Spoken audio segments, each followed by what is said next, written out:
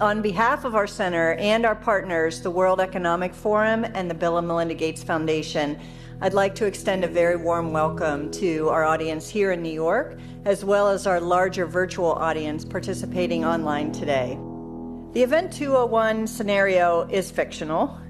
Today's scenario is going to simulate meetings of a multi-stakeholder group called the Plandemic Emergency Board. We're at the start of what's looking like it will be a severe pandemic. And there are problems emerging that can only be solved by global business and governments working together. There's been some conspiracy theories that are around about the potential that pharmaceutical companies or the UN have released this for their own benefit. And maybe this is a time for us to showcase some cases where we are able to bring forward some bad actors and leave it before the courts to decide whether they have actually spread some fake news. A new coronavirus. Infected people got a respiratory illness with symptoms ranging from mild flu-like signs to severe pneumonia. In related news, a significant demand for personal protective equipment like N95 masks and gloves are on the rise. Patients are overwhelming healthcare facilities. People are avoiding public spaces out of fear of infection and in compliance with public health recommendations. Our U.S. affiliate has just released polling results on public expectations for a vaccine, and 65% of those polled are eager to take the vaccine, even if it's experimental. I am not optimistic about having a vaccine in time to be relevant during this pandemic. With enough money and political will, anything is possible. Penalties have been put in place for spreading harmful falsehoods, including arrests. If the solution means controlling and reducing access to information, I think it's the right choice. The world saw large-scale protests and in some places riots. This led to violent crackdowns in some countries and even martial law. The public lost trust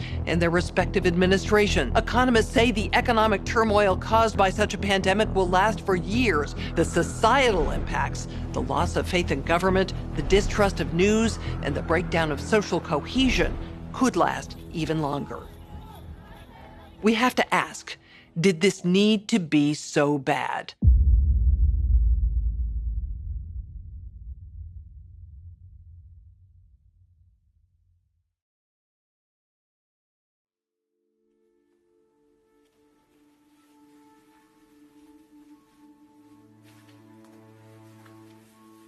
I'm the developer of Linguistic Genomics, which was the first platform on which you could determine the intent of communication rather than the literal artifact of communication.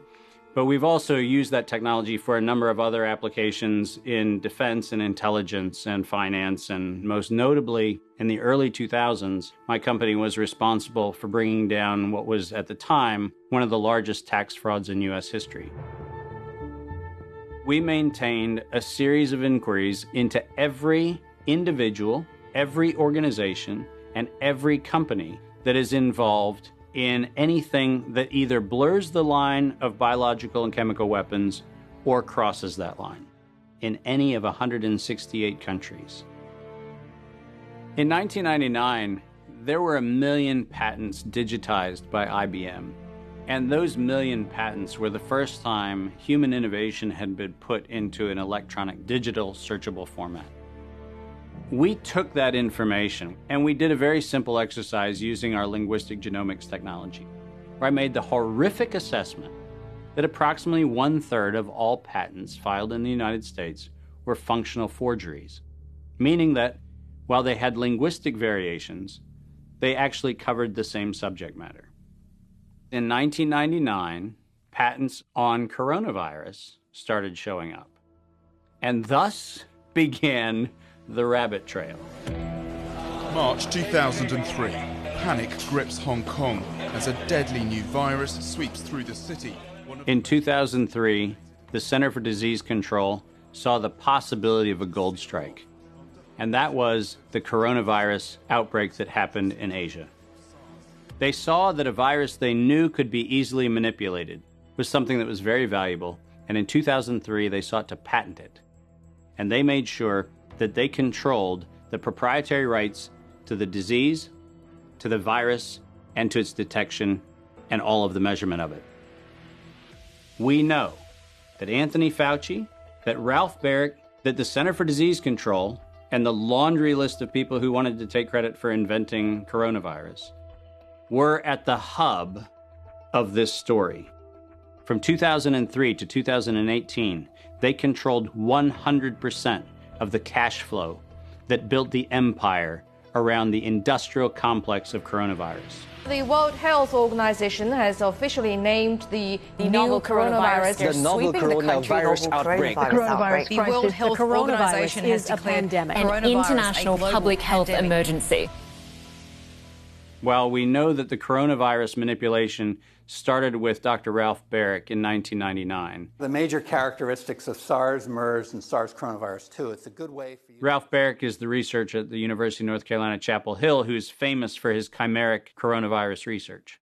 In 2002, there was a recognition that the coronavirus was seen as an exploitable mechanism for both good and ill. On April the 25th, 2003, the U.S. Center for Disease Control filed a patent on the coronavirus transmitted to humans. Under 35 U.S. Code Section 101, nature is prohibited from being patented.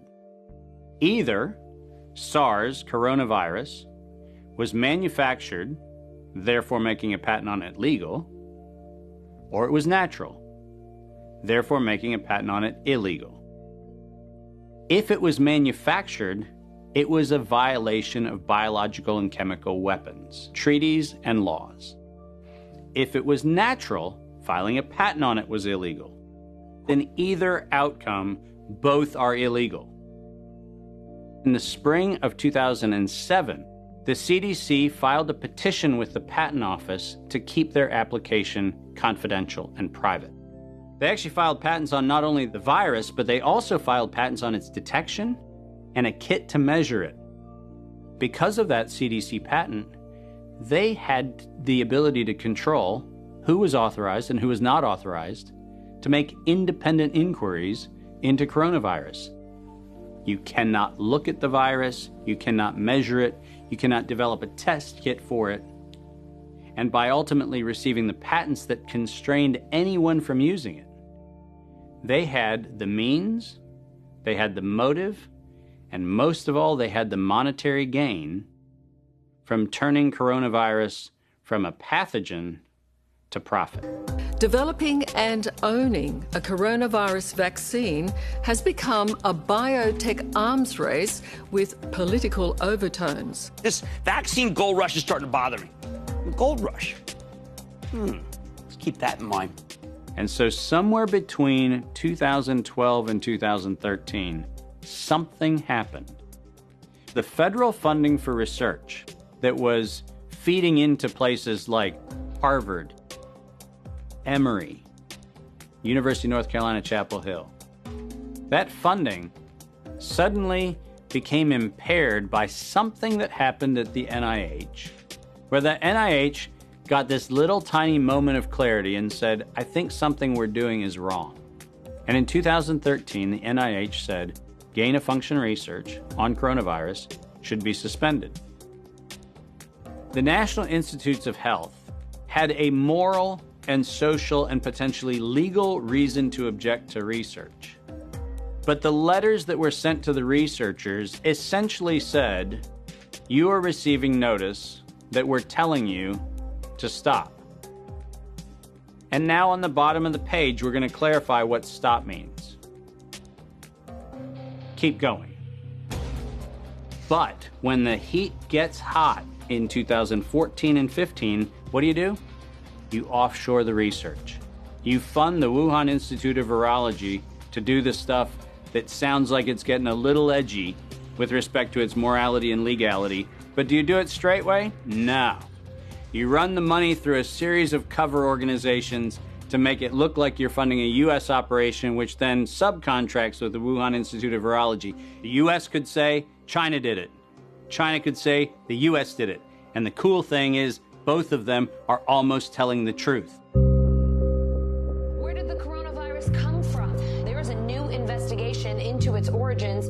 U.S. intelligence officials tell NBC News that they are examining whether the virus accidentally came from a Chinese lab. Chinese officials pushing back against that claim on Thursday, tweeting that it might be the U.S. Army who brought the epidemic to Wuhan.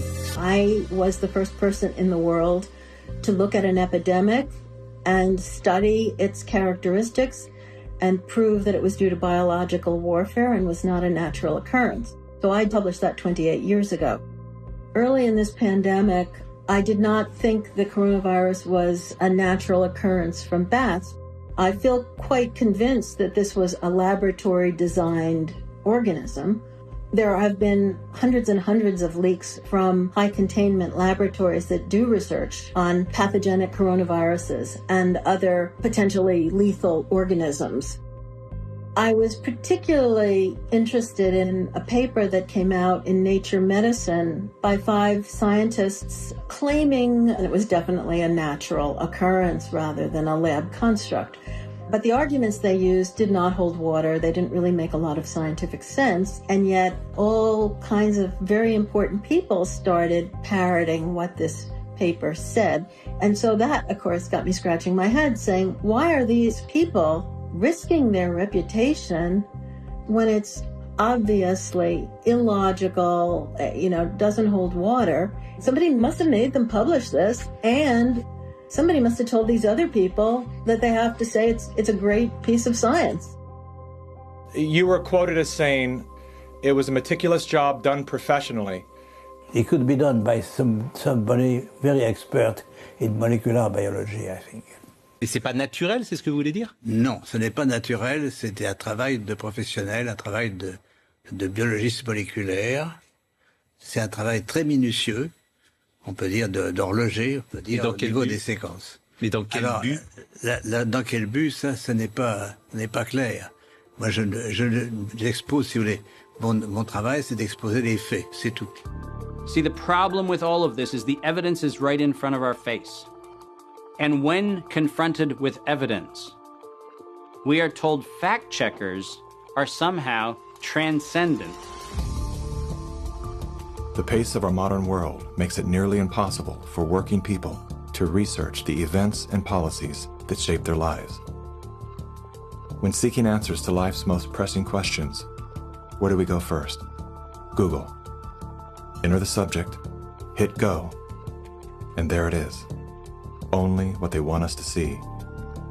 In today's culture of copy and paste journalism, it's common for hundreds of unrelated outlets to feature the exact same report.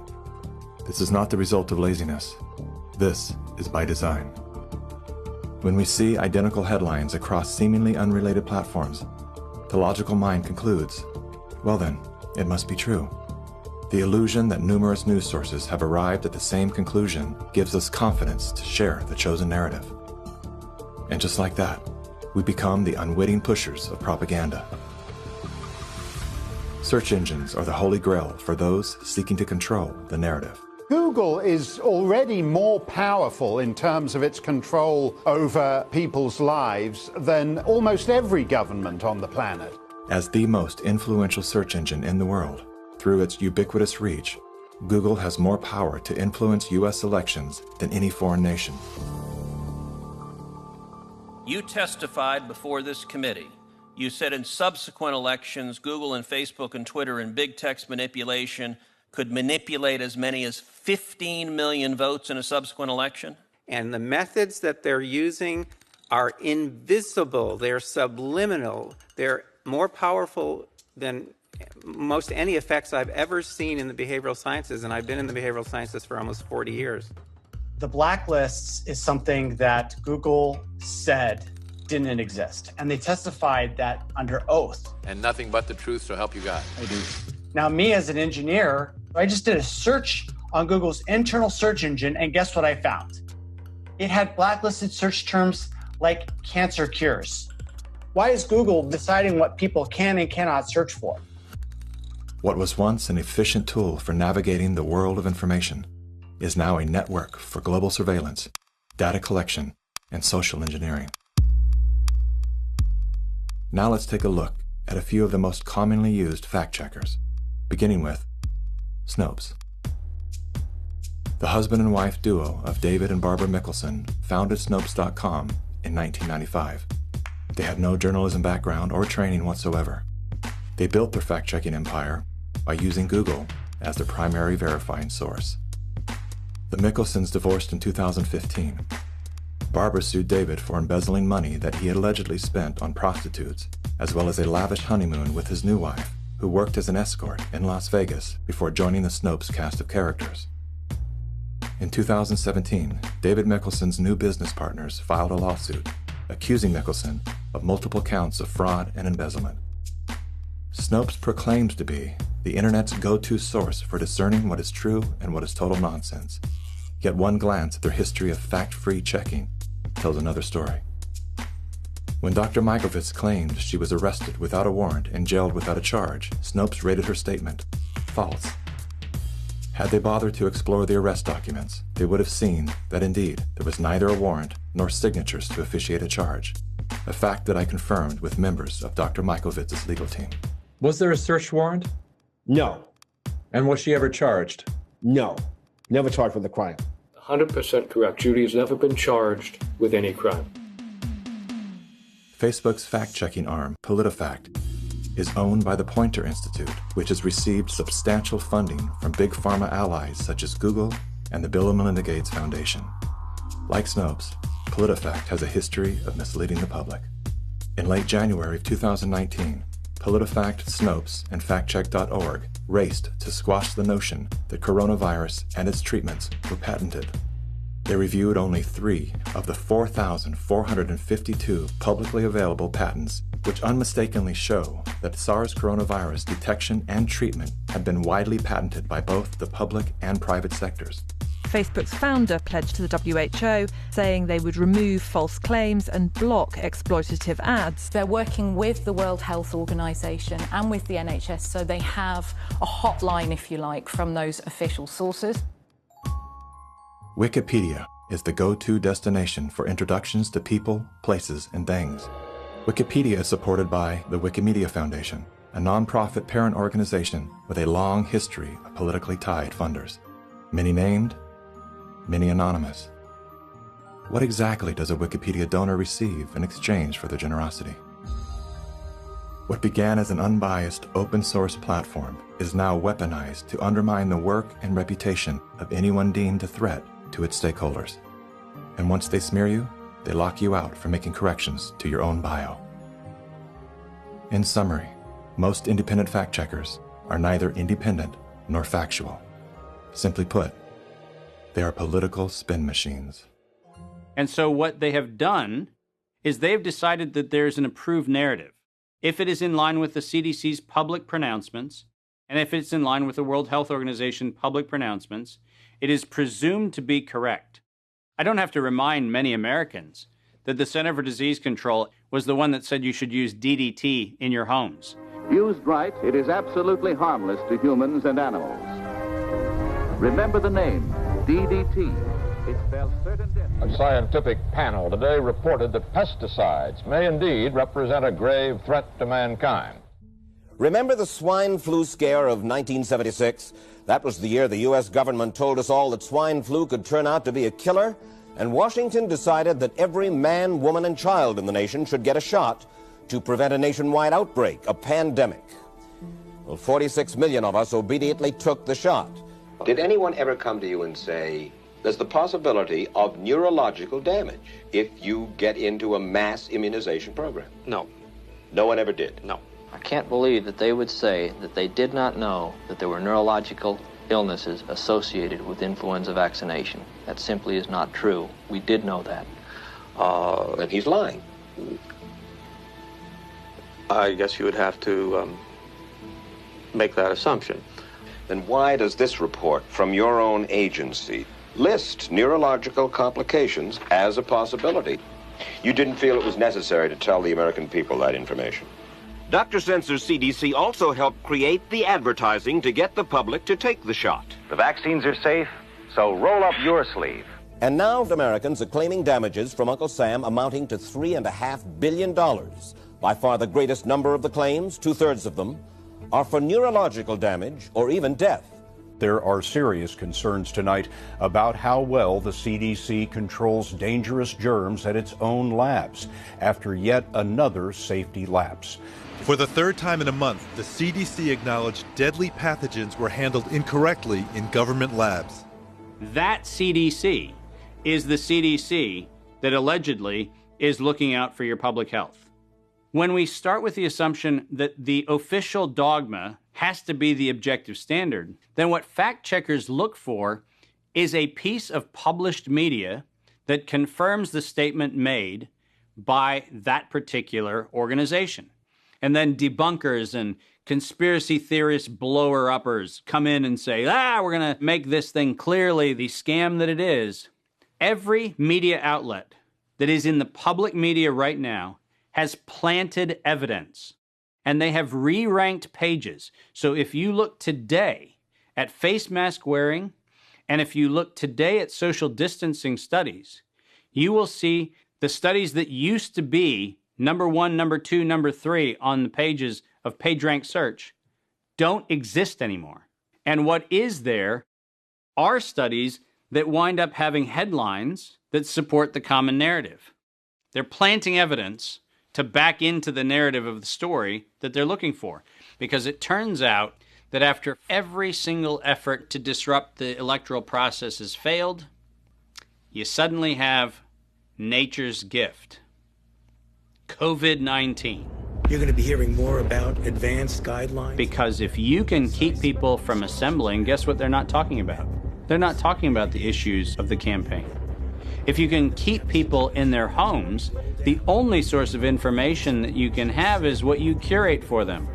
Now I know how to target my electorate. They're in the only place I allow them to be, being fed the only message I'm allowing them to hear, through a media that I control.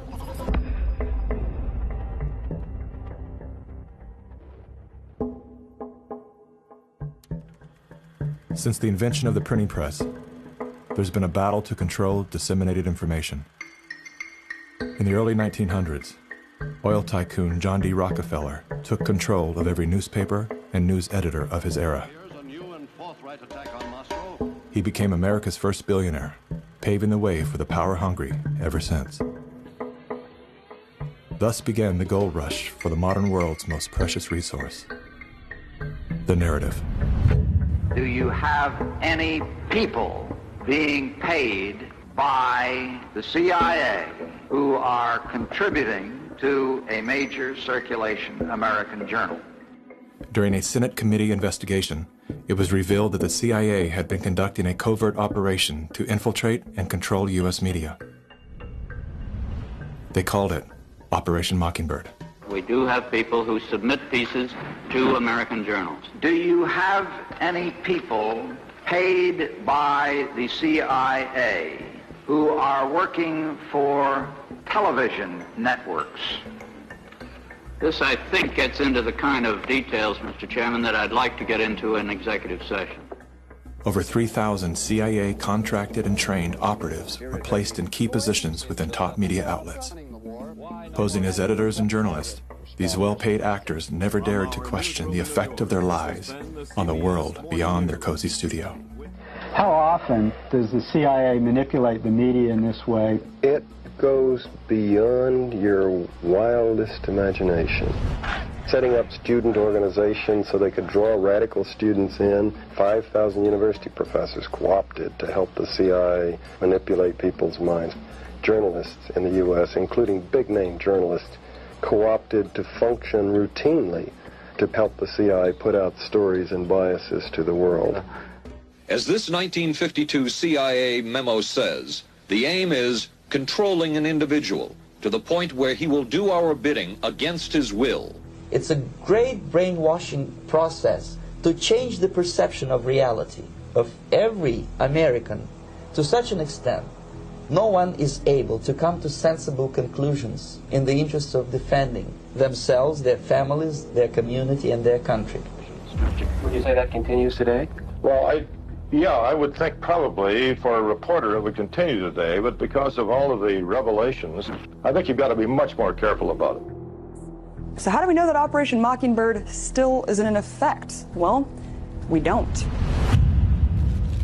It was the Telecommunications Act of 1996 that opened the door for predatory corporations to monopolize the industries of print and broadcast.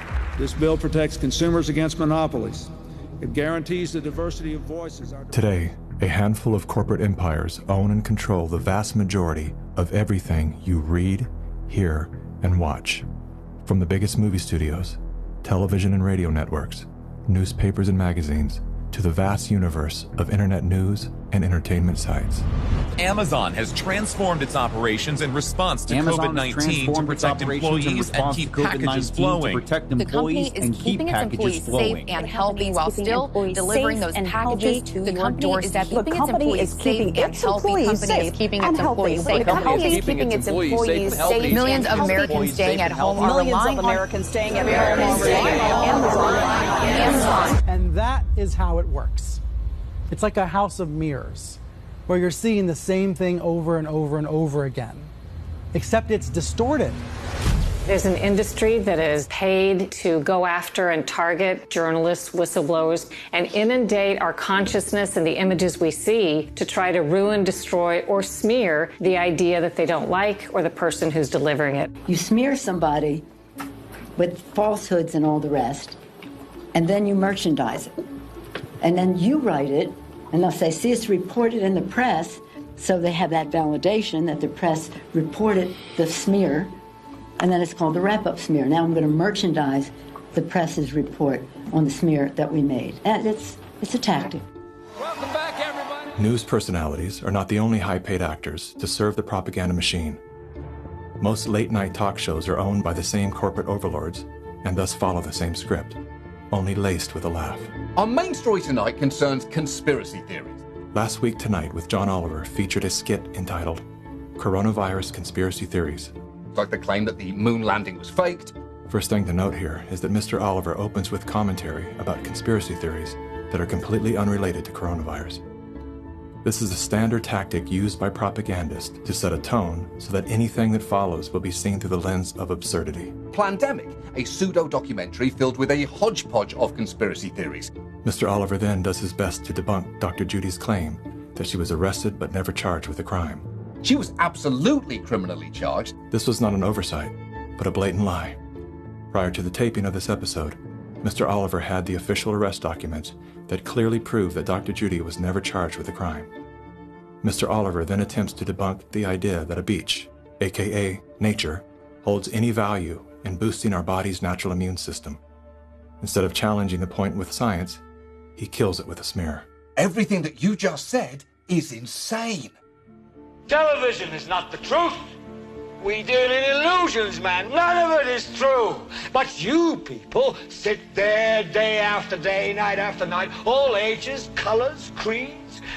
We're all you know. You're beginning to believe the illusions we're spinning here. You're beginning to think that the tube is reality and that your own lives are unreal. This is mass madness, you maniacs. In God's name, you people are the real thing. We are the illusion. So turn off your television sets. Turn them off now. Turn them off right now. Turn them off and leave them off. Turn them off right in the middle of the sentence I'm speaking to you now. Turn them off. In 1979, the world decided that we needed the Bayh-Dole Act because we needed to reform our patent system. And one of the modifications was we allowed recipients of federal funding to patent and retain economic interest in the research that the public paid for. You get a $5 million grant from the taxpayer, and then you get to charge the taxpayer a premium for the technology they paid to develop. Pfizer's going to get nearly $2 billion. Moderna receiving $438 million in taxpayer money. And yet both companies have said they will not sell the vaccine at cost. They're going to make a profit on it. Should pharmaceutical companies profit off this vaccine research that taxpayers have helped fund? The Bayh-Dole Act failed the American people because rather than standing on the shoulders of giants, we now kneel at the feet of greed. My systems flagged anomalies when I started seeing nonprofits and corporates and cover financing for coronavirus programs in the late summer and fall of 2019. Our first red flag came out when we read the world at risk scenario. Now, there is an organization called the Global Monitoring Preparedness Board. This organization is a part of the World Health Organization, and this board includes Dr. Elias from the Gates Foundation and Anthony Fauci from NIAID. These two individuals, plus the director of the Center for Disease Control in China, come out with a recommendation that says that by September 2020, 2 global pandemic preparedness exercises have to be completed. And one of them has to be done on the release of a respiratory pathogen that then gave rise to an October event, Event 201. On behalf of our partners in the Bill and Melinda Gates Foundation. Event 201 took place 5 months before COVID-19 was declared a pandemic. The participants of the event are some of the same people that are now deeply involved in the real pandemic and profiting from it as well. Event 201 was a scripted, multi-camera, live event that was broadcast globally via the internet. An event of this complexity and magnitude would take months to write, prep, and produce, placing the conception date at least 1 year prior to the actual pandemic. There is no question that there will be a surprise outbreak. Anthony Fauci knew as early as January of 2017 that we would see an outbreak before the end of 2020. Even Bill Gates, a man with no medical training, knew it was coming. If we start now, we can be ready for the next epidemic. Every single thing that you have seen play out in front of your eyes, all of them laid out in their tabletop exercise, which, by the way, fact checkers have said has nothing to do with the coronavirus outbreak. Just happenstance. This is that wonderful universe of improbabilities where events just co-emerge and then nature conveniently backs itself into our architecture. That's the scenario we're supposed to accept. Brilliant. Some countries have banned travel from the worst affected areas. The president has made a decision to suspend all travel to the United Kingdom and Ireland. Dis and misinformation circulating over the internet. Across the world, misinformation about the virus is being shared online. A significant demand for N95 masks and gloves are on the rise. The demand for N95 masks to prevent the deadly airborne virus has surged. We could eventually have 52 million treatment courses per year, but it will take many months to get there. We're still many months out from having something that we can really deploy to the public. And 65% of those polled are eager to take the vaccine, even if it's experimental. A new poll finds that 49% of Americans say they would get a COVID-19 vaccine should an effective one be discovered. I'm curious, who wrote the Event 201 script? If the visionaries of the event knew at least 1 year in advance what was needed, why didn't they take care of those things? Considering that Bill Gates has donated half of his fortune to make the world safer, why didn't he help to better prepare our hospitals and frontline workers? Why didn't any of the event's wealthy sponsors do something?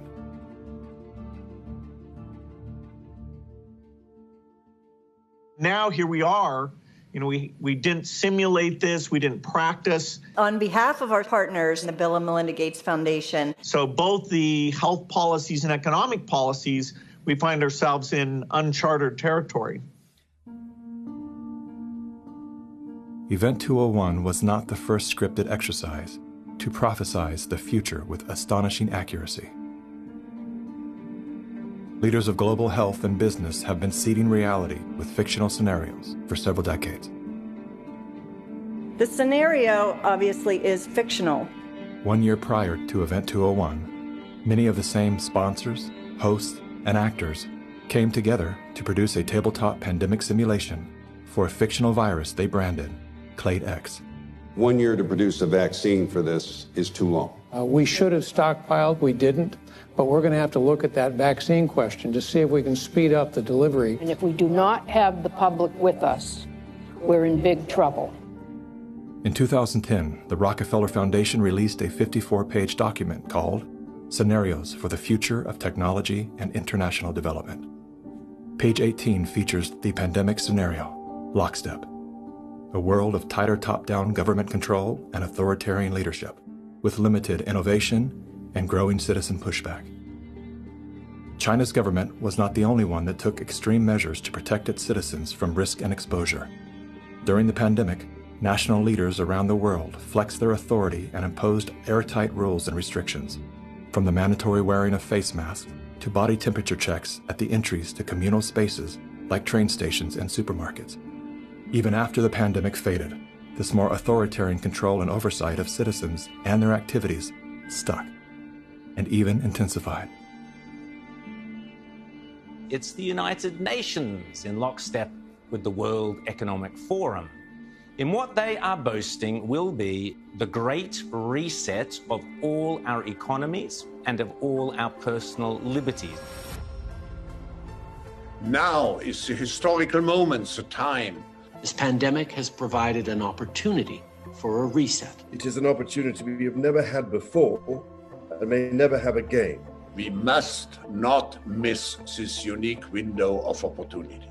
Reading from the COVID-19, The Great Reset book by Klaus Schwab and his co-author, if no one power can enforce order, our world will suffer from a global order deficit. Think about that, reread that sentence. If no one power can enforce order, our world will suffer from a global order deficit. In short, we need a great reset.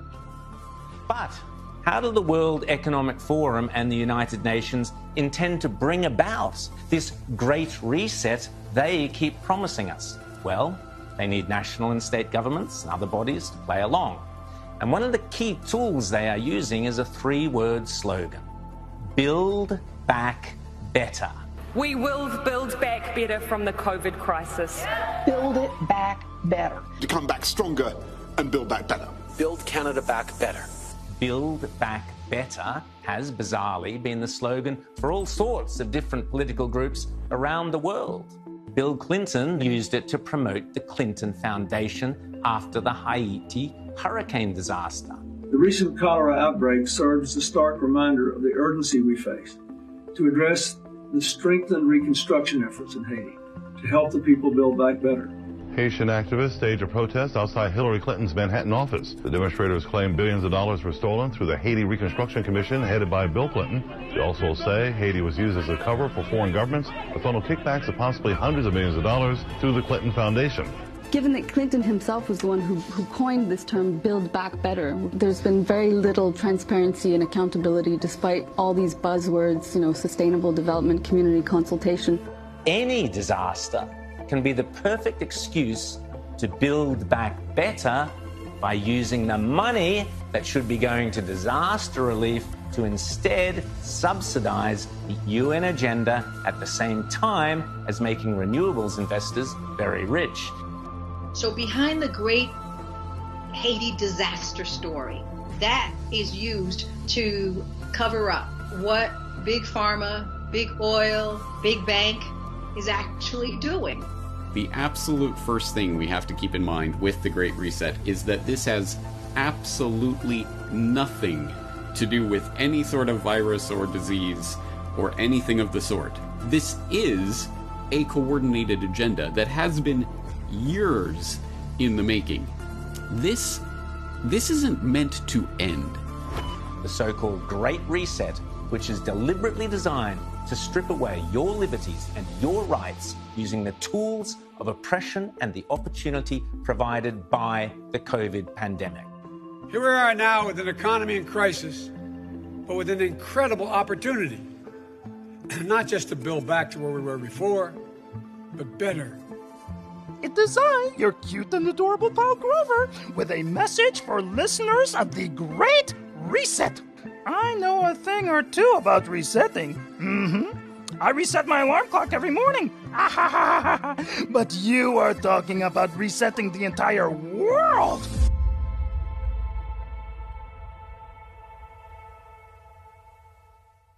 We are living in a time where leadership, unfortunately, is compromised. And by that I mean that individuals are placed in power for their ability to be influenced, not their merits of leadership. Nothing could be clearer than the leadership of the World Health Organization. The World Health Organization is the institution granted exclusive power to guide and protect the health and wellness of humanity. The WHO is sustained by private donations, the bulk of which are made by pharmaceutical and biotech corporations who have a vested financial interest in the organization's support. In 2017, The Associated Press reported that the WHO routinely spends about $200 million a year on travel expenses, more than what it spends to fight some of the biggest problems in public health, including AIDS, tuberculosis, and malaria combined. The WHO's repeated issuing of inaccurate and bad advice is not merely the result of incompetence, but rather the direct result of the Communist Party of China deliberately buying out WHO's leadership. On the nomination of the Executive Board, appoints Dr. Tedros Adhanom Ghebreyesus as Director General of the World Health Organization. Tedros Ghebreyesus is the World Health Organization's first Director General that isn't a medical doctor. No Tedros for WHO! No Tedros for WHO! The appointment to the organization's highest position was controversial, given that in his previous role as Ethiopia's health minister, Tedros was accused of covering up 3 major health epidemics. Tedros is no stranger to controversy. As a former Minister of Health in Ethiopia, he has been accused of an alleged cover-up of 3 possible cholera epidemics. Prior to his appointment, Tedros was a high-ranking member of the Tigray People's Liberation Front, a brutal and corrupt political group responsible for crimes against humanity, including bombings, kidnappings, tortures, and killings. How does a man with such a controversial past score the top position at the world's most influential health organization? I have known Bill and Melinda for many, many years now. While serving as Ethiopia's health minister, Tedros became intimately intertwined with both the Gates Foundation and the Clinton Foundation. The health minister of Ethiopia, one of the ablest public servants I ever worked with. With the backing of the 2 most powerful foundations on earth and the full support of the Communist Party of China, Tedros was a shoo-in. We will have many body bags in front of us if we don't behave.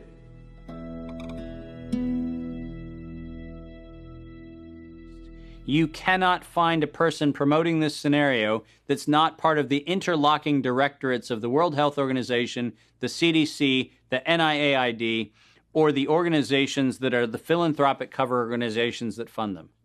We now know that there are over 1,300 patents currently issued and held by organizations that are multiply recipients of funding through the Gates Foundation, through EcoHealth Alliance, through the Sherlock Biosciences connection back into open philanthropy, and all of them also have links directly to NIAID, Anthony Fauci's funding sources. If you have conflicts of interest in the funding and in the decision-making and in the inside knowledge that you have between competing or competitor organizations, that is a violation of the antitrust laws of the United States. These are federal crimes. If you had the power to immediately fix whatever's wrong with our current medical system, where would you start? Conflicts of interest. About 40 or 50 years ago, pharmaceutical CEOs actually went to jail if they knowingly sold a bad product and concealed information about the problems with that product. Since then, all they have done is paid fines. And so selling a product and concealing information about it is okay because paying the fine is considered the cost of doing business. How did the pharmaceutical industry come to capture the rest of the medical industry? And it's because they had so much money to bribe the NIH, the CDC, the FDA, the professional associations, the journals, the medical schools, and everyone else. Around the same time that John D. Rockefeller seized U.S. media, he also hijacked U.S. medicine. When it was discovered that drugs could be produced from petroleum, America's top oil mogul ordered his army of propagandists to invert reality accordingly. Medicines used for thousands of years were suddenly classified as alternative, while the new, petroleum-based, highly addictive, and patentable drugs were declared the gold standard.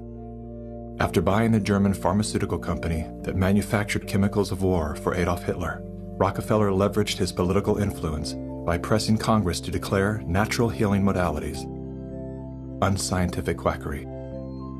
Rockefeller then took control of the American Medical Association and began offering massive grants to top medical schools under the mandate that only his approved curriculum be taught. Any mention of the healing powers of herbs, plants, and diet was erased from most medical textbooks. Doctors and professors who objected to Rockefeller's plan were crucified by the media, removed from the AMA, and stripped of their license to teach and practice medicine. Those who dared to speak out were arrested and jailed. When evidence began to emerge that petroleum-based medicines were causing cancer, Mr. Rockefeller founded the American Cancer Society, through which he suppressed that information. John D. Rockefeller is duly credited as the founder of the pharmaceutical industry, and the reason that medical error is currently the third leading cause of death in America. This is not an indictment against doctors. More than anyone, they are under the stranglehold of the single largest lobbying power in Washington. Every year, the pharmaceutical industry spends at least twice the amount as big oil to influence laws, policies, and public perception. Thanks to Mr. Rockefeller, the architect of American monopolies, no industry has more power over our lives than Big Pharma. Part of the problem, and this, by the way, goes back to the 1980s with Microsoft, is Bill Gates found out that it was very difficult to manufacture a way to navigate through the patent universe, saying that it's Microsoft holding the patents. And he became the architect of a very cunning program of putting patents in holding companies that didn't have anything to do with the name of the organization. According to legend, young Bill Gates built his computer empire out of his garage. Reality tells another story, that Bill Gates was born into wealth and privilege. Both his grandfather and great-grandfather were banking moguls. His father, William Gates Sr., was a prominent Seattle-based lawyer and political lobbyist. Through his father, Bill Gates learned the ins and outs of law and politics and how to manipulate those governing forces. I'm Bill Gates, chairman of Microsoft. Bill Gates dropped out of college to start Microsoft. He is credited with inventing the operating system that became Windows. However, he played no part in the invention of Windows. The fact is, he bought an existing operating system from Seattle Computer Products, had it modified, then licensed it to IBM. That didn't stop him from taking all the credit. I don't see Bill Gates as this great creative person. I see him as an opportunist. While Microsoft's co-founder Paul Allen was struggling with cancer, Bill Gates seized the opportunity by attempting to cheat him out of his share of the company's fortune. They were basically talking about how they were planning to dilute my share down to almost nothing. And it was really a shocking and disheartening moment for me. And you were sick? Well, I think I was still probably in the middle of radiation therapy.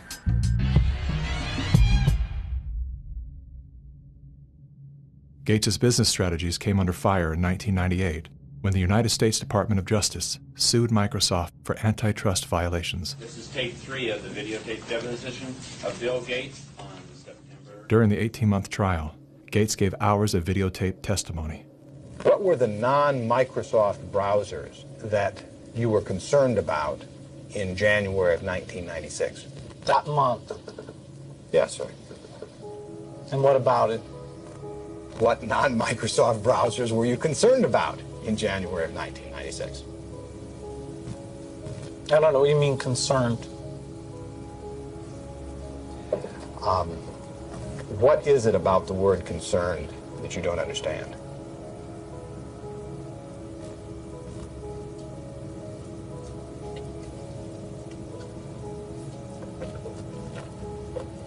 I'm not sure what you mean by it.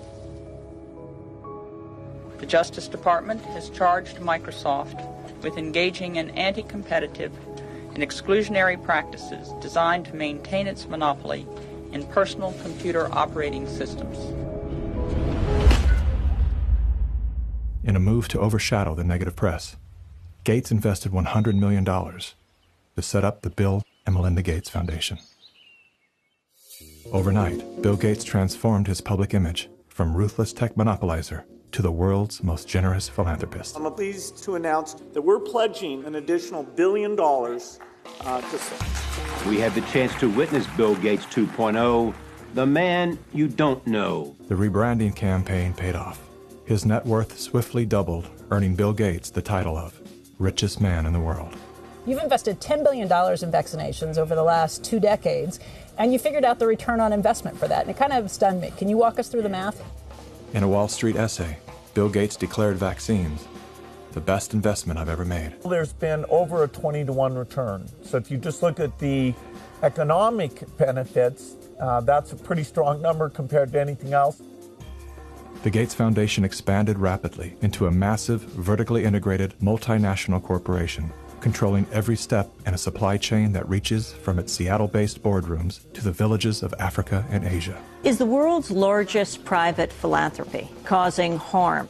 The Bill and Melinda Gates Foundation has made millions of dollars each year from companies blamed for many of the same social and health problems the foundation seeks to address. The Gates Foundation has investments in 69 of the worst polluting companies in the U.S. and Canada.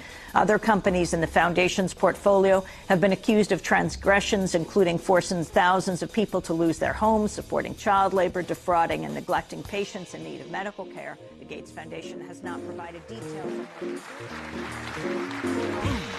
William H. Gates III and Melinda French Gates. As a top donor to both the WHO and the CDC, no one man has more power than Bill Gates to influence and control the health and medical freedom of all people. Normalcy only returns when we've largely vaccinated the entire global population. This will be the new normal until a vaccine is developed. Until we find a vaccine, going back to normal means putting lives at risk. We need to produce it and to deploy it in every single corner of the world. Full vaccination of our children and pregnant women. Development of new vaccines, therapeutics and diagnostics. Before effective vaccines and therapeutics are developed.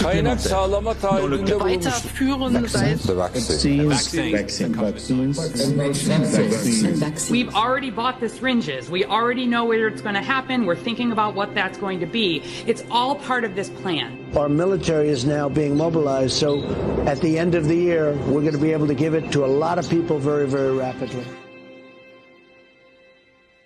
In 1986, President Ronald Reagan signed the National Childhood Vaccine Injury Act, granting total immunity to vaccine manufacturers. After a decade of lawsuits related to vaccine injuries and deaths, vaccine makers were going bankrupt. In a move to coerce policymakers, vaccine companies threatened to stop making vaccines until they could be legally shielded from liability. To this day, when someone is injured or killed as the result of an adverse reaction, it is the U.S. taxpayers that pay for the damages. Welcome back. Were several Indian tribal girls used as guinea pigs? The report alleges that 2 American pharma giants' untested vaccine was administered to thousands of tribal girls without proper study and paperwork. India was among the hardest hit after Bollywood celebrities were incentivized by the Gates Foundation to urge the public to submit to mass vaccinations. In 2009, tribal children were administered the HPV vaccine. Over 24,000 girls were told they were being given wellness shots, in many cases without the informed consent of a parent or a guardian. The people that were administering these vaccines lied to the guardians of these girls and told the girls, oh, this is going to cure cancer, you're never going to have cancer. And these girls became severely injured. Some of them developed seizures, some of them developed cancer, and 7 girls died. And there was no insurance, there was no assistance for them. And the Gates Foundation denied that it had been clinical trials. And it was so bad that the parliament in India created a task force. They studied it and they kicked out the Gates Foundation. But India is a barbaric country. Things happen here in a very barbaric way. But I was surprised to find an American organization operating in broad daylight, doing things in a very, very, let's say, Indian fashion. And so the route I took was that I want the whole procedure to be investigated. The Indian Parliament formed a committee, and it was to me a rather surprising move because you generally don't often have such a high-level inquiry into matters affecting poor people. And that was such an extraordinary report. I don't think Indian Parliament has ever come out with such a scathing report. And the government officials came up and said, we shouldn't have authorized this. We're sorry. We're not going to allow them again. And now they're back doing their same old tricks again. The good news is that human clinical trials can start as early as July 2020 for India's first COVID-19 indigenous vaccine that's been developed by Bharat Biotech. So you can imagine how the manipulation of the media, by the media, the manipulation of public opinion by leaders from all political parties unanimously saying, we want a vaccine. And the worst thing is they are taken as philanthropists, whereas what this actually is the acquisition of political and financial power. And I think the second most populous country with 1.3 billion people is going to be a good base for pharmaceutical companies to make a killing and also kill a lot of people in the process. Yes, I just find it a pity that we haven't been able to get any benefit for the girls who suffered, It's so terrifying as to what they're actually doing with the world. We're taking things that are, genetically modified organisms and we're injecting them in little kids' arms. We just shoot them right into the vein. A 2018 scientific study released in the International Journal of Environmental Research and Public Health concluded that over 490,000 children in India developed paralysis as a result of the Gates-supported oral polio vaccine that was administered between the years of 2000 and 2017. Using all the usual sleight of hand, U.S.-based media and fact-checkers rushed to bury the story. But thanks to the meticulous work of a team of Indian researchers and doctors, the inconvenient truth lives on the NIH.gov website. It's my honor to introduce Bill and Melinda Gates. Without any medical training, Bill and Melinda Gates founded the Global Alliance for Vaccines and Immunization, through which they fulfill their agenda to vaccinate the world. The foundation has been sued by the governments of some of the poorest and most vulnerable nations for causing serious harm through experimental vaccine programs.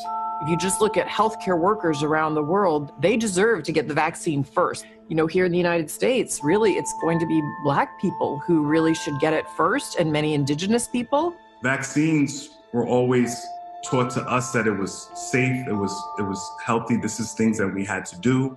But given the position that I am in now as a state legislator, and looking at these studies and reviewing a lot of these studies, it's very scary. And I want the African American community to open up their eyes. Of all the places that Mr. Gates could have gone in the world, why did he settle on Africa? It's not because he cares about people that look like me. He cares about an agenda. African bodies have been used as lab rats for many years for Big Pharma. They are using us for trials, they are using us for testing, but as an African, I say no more. Africans, they're tired of becoming the guinea pigs of the world. Their antennas are raised and they're telling each other all over social media. They're on high alert right now. There is a policy of the American government. It's called the Kissinger Report, which was produced in the mid-70s. And it explicitly states that the purpose of the foreign policy in Africa was to reduce the population because they have great mineral resources there. At the time, Kissinger and those involved with the Carter administration wanted to shrink the population, make sure that the Africans do not develop and do not use the resources for themselves, because we in the States, we need them. There is a concerted effort of foreign powers to control the population of Africa. Some children did survive the botched vaccinations last month and will recover, but 15, all under the age of 5, died from fever, vomiting, and diarrhea. Human errors contributed to the unfortunate deaths of the children. How can you believe Big Pharma but not believe these parents when they tell you that their children have been injured by Big Pharma? I don't care how big this corporate machine looks. As a parent, I can tell you, these people will never stop fighting for their kids.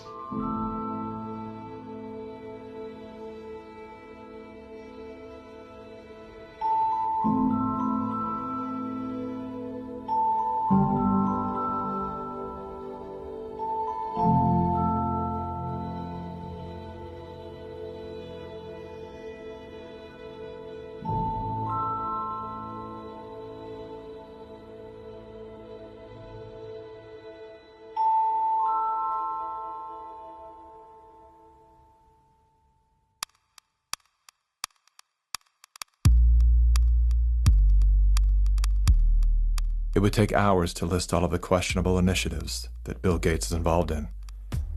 Here's a few of the highlights.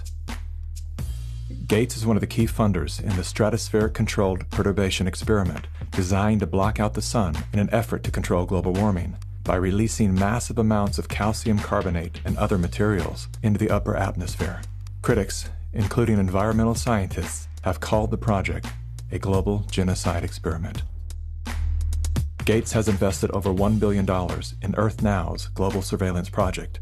The project will launch hundreds of satellites into space, which will allow for the 24/7 monitoring of all people everywhere. In partnership with MIT, Bill Gates has developed a new technology that allows vaccines to be injected under your skin along with your medical records. The quantum dot tattoo will implant an invisible certificate that can be scanned by authorities using a cell phone app and infrared light. Eventually, what we'll have is certificates of who's a recovered person, who's a vaccinated person. So eventually there will be this digital immunity proof. The EPA recently approved an experimental use permit to Oxitec, a biotech company funded by the Bill and Melinda Gates Foundation. In an effort to fight malaria, Oxitec will soon release millions of genetically modified mosquitoes in various U.S. states. According to the NIH website, programs are being developed to allow human immunization via mosquito bite. It was Science magazine that coined the phrase, flying syringes. Would you raise your hand, please? Do you solemnly swear the testimony you're about to give in the matter now pending? A shocking new report from the New York Times sheds light on the connection between Microsoft founder Bill Gates and the late Jeffrey Epstein. You report these two men met at least 6 times. Well, I believe there were more. This included visits to the mansion, seeing each other in Seattle, flying on Epstein's plane. When flight logs revealed that Gates had been a passenger on the Lolita Express, he claimed that he didn't know that the private jet belonged to Epstein. He also denied that he and Mr. Epstein were involved in any business deals. However, an expose by the New York Times revealed that not only did Bill Gates initiate a relationship with Jeffrey Epstein well after he was convicted of sex crimes, but the two were also involved in the process of co-founding a multi-billion-dollar charitable fund. Why would they ever set up a charitable trust benefiting Jeffrey Epstein? That it was all about philanthropy, that Bill Gates just wanted to find new sources of money. Why would one of the richest men in the world choose to partner with the world's most notorious pedophile? A deeper dive into Epstein's world revealed that the two men had more in common than meets the eye. Like Gates, Epstein was a billionaire philanthropist with a passion for science, health, education, and children. The Jeffrey Epstein Foundation donated millions of dollars to top universities, science institutes, medical schools, early education programs, youth initiatives, and international peace accords. Bill Gates is either the most misunderstood man alive or one of the most convincing con men to ever live. Is he a benevolent hero or a malevolent opportunist? Bill Gates. Personally, I would love to believe that one of the richest men in the world is giving away his fortune for the betterment of humanity. I want to believe that endearing smile. I want to believe that his heart is as soft and warm as his sweaters. At the very least, I want to believe that he's unaware of the damage he's done.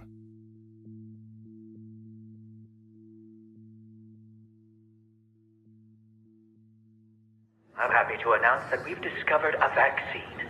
We no longer have to live in fear. Everyone can get back to their normal lives. It's the great hope galvanizing the world. A vaccine for COVID-19. But are we being sold a lie?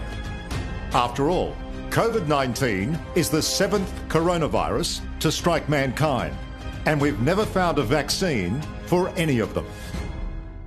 The shortest time anybody's ever found a vaccine against any disease that I'm familiar with is about 7 years. The average time is 20. To be talking about a magic bullet coming in months, it borders on the absurd. People like myself and Tony Fauci are saying 18 months. A year to a year and a half. If everything went perfectly, we could do slightly better than that.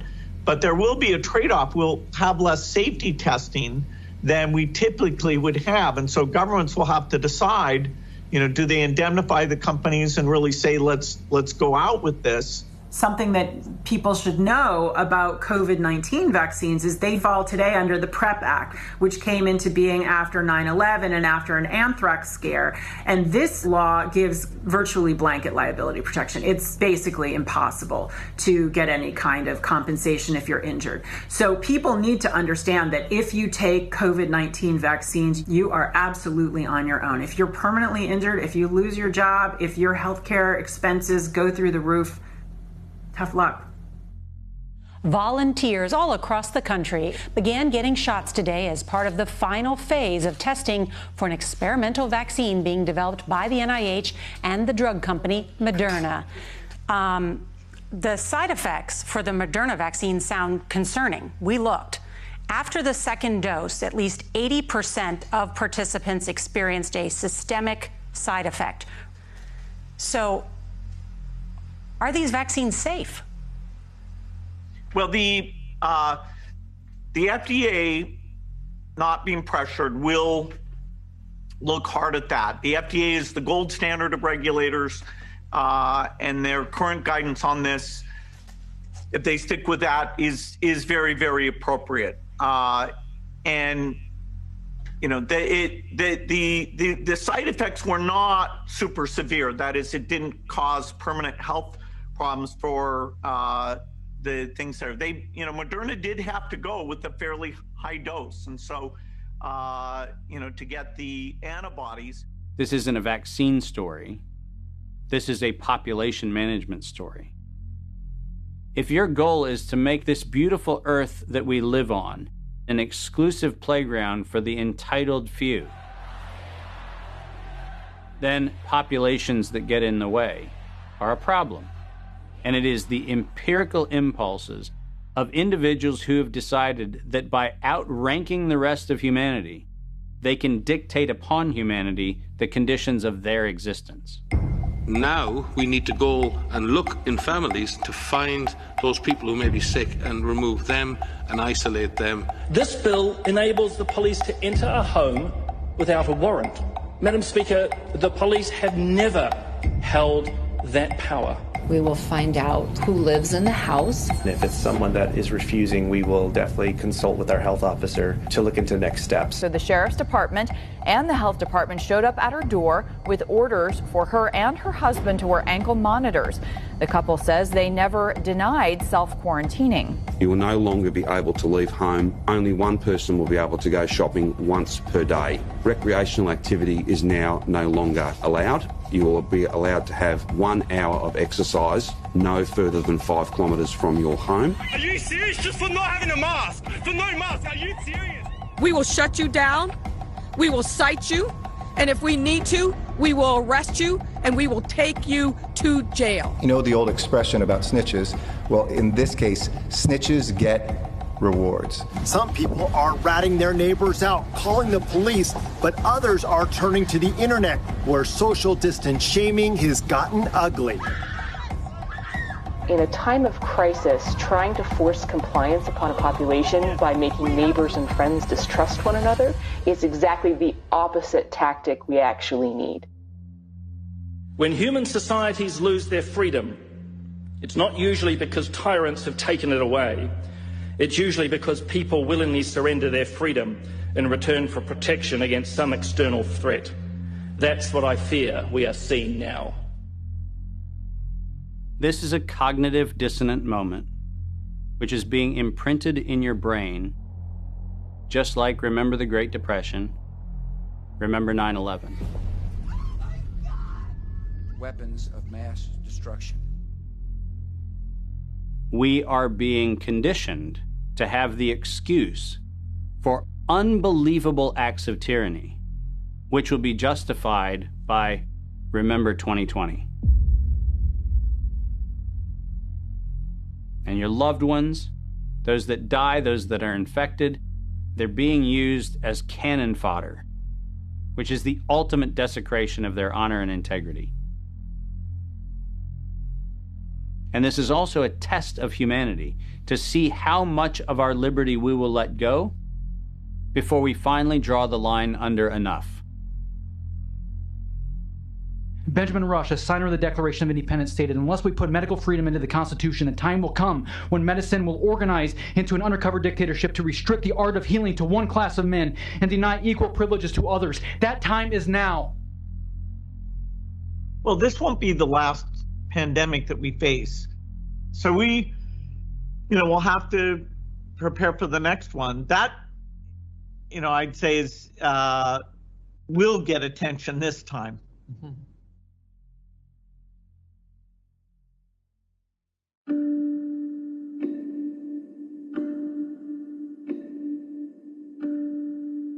This is not a time for us to go in a mob frenzy, find the perpetrators and haul them into the town square and pillory them. This is a moment for us to recognize that every decision that is being made today by any of the conspiring parties made perfect sense in each increment when each one of those decisions was made. The sum of those incremental steps has led to devastation because they lost touch with their fellow humanity. But that's an invitation for each one of us to examine how we're living and how not a single decision we make, not one, in any moment, is without consequence. This is our moment to reclaim our humanity.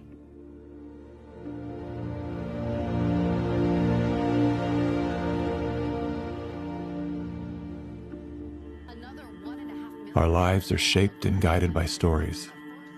The stories we're told become the stories we tell.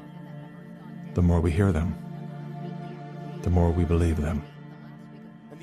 When used as a tool, they help us to better understand who we are, where we came from, and where we're going.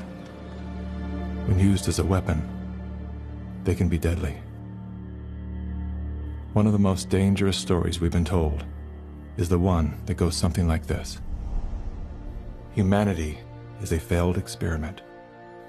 We are parasites, a cancer, a virus. Human beings are a disease. It is a myth that permeates our movies, our music, our media, and our minds.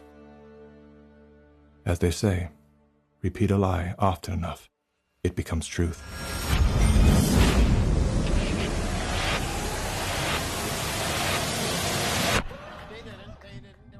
Perhaps that was the goal of the authors of that story.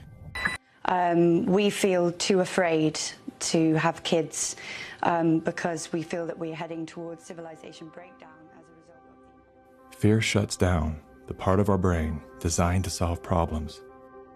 Without that ability, we look for others to guide and save us. In doing so, we lose touch with our most primal nature. We forget that we are an extension of the most brilliant and resilient ecosystem in the universe. We stop eating food grown from the earth and begin consuming products processed from machines.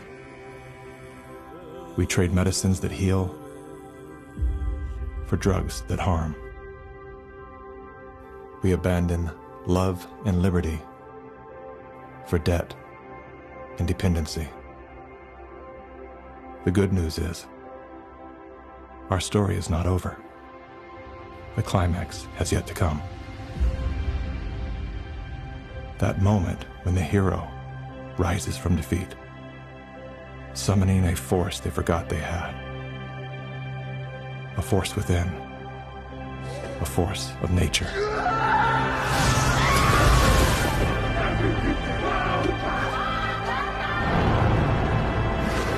You people are the real thing. This nation will rise up. A new generation of Americans. It's time to think about the future generation.